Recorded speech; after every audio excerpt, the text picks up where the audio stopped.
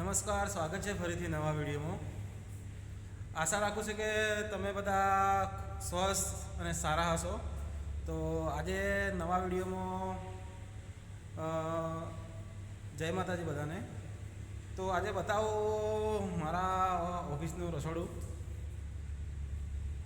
તો અત્યારે ટાઈમ થયો છે સવારના 8:30 8:40 8:30 ચાલે છે, બરાબર. તો જઈએ આપણે રસોડા બાજુ. મારો ભાઈબંધ બનાવે છે રોટલી અને શાક. તો આપણા રસોડાનો નજારો બતાવી દઈએ. સરસ મજાનું અત્યારે પ્લાનિંગ કરેલો છે રસોઈ બનાવવાનો. ચલો ધીરુભાઈ, ક્યાં બનાતા હો? હા, આપણા આવી ગયું રસોડું આપણા રૂમનું. આ છે રસોડું આપણું સ્પેશિયલ.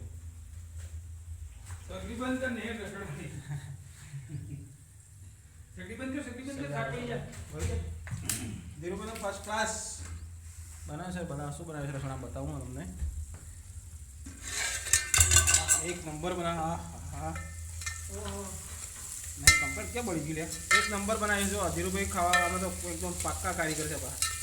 બોટલે અમારે ધીરુભાઈ નોકરી એટલે આપણે કોઈ ખાવા બાવાનું કોઈ ટેન્શન નહીં. તો રસોડામાં બનાવી છે વાલોળની ફેવરી. એકદમ દેશી ઘરેથી લાવેલી ધીરુભાઈને. એ બજારનું ધીરુભાઈ બહુ ઓછું ખાય છે.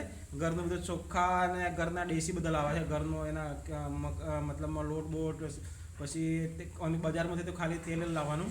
મરચું મીઠું વધારે બધું જ ઘેરથી લઈને આવે. બધું સારું ક્વોલિટી ખાય. અને આ લોટ બધા તૈયારી ચાલે છે. આપણે તો બસ ધીરુભાઈ બનાવે એટલે સારું આઈટમ ખાવાની જ રાખવાની બસ. ધીરુભાઈ વાહ અમારા એમ તો રસોડામાં એકદમ ભગત માણસ છે એટલે બીજું કોઈ વ્યસન નહીં. ધીરુભાઈને પ્યોર મતલબમાં સબ્જી જ જોઈએ, વેજીટેબલ જ ખાય. એમ બીજું કોઈ વ્યસન નહીં. ભગત માણસ છે. નહીં એમ તો છે કોટવાળ મહારાજ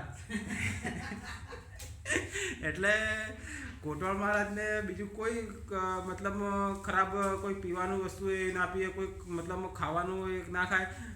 ઓનલી ફોર ધીરુભાઈ શોખીન છે ગોટાના. તો લગભગ આવતીકાલે ગોટાનો પ્લાન થશે. વિડીયો બનાવીને મૂકી દઈશું. તો અમારા ધીરુભાઈને સારો વિડીયો બનાવવાનો છે. આ રહ્યું અમારું રસોડા નજર જોઈ લો. આ બધો સ્ટોર રૂમ છે. સ્ટોર રૂમમાં રસોડું બનાવી દીધું.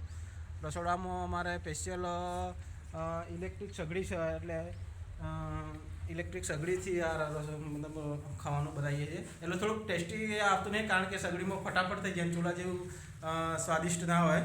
તો ધીરુભાઈને કોમ ચાલુ લોટ પાડવાનું મારે થોડી હેલ્પ કરવી પડે. આપણે રોટલી બોટલી હેકી નાખશું.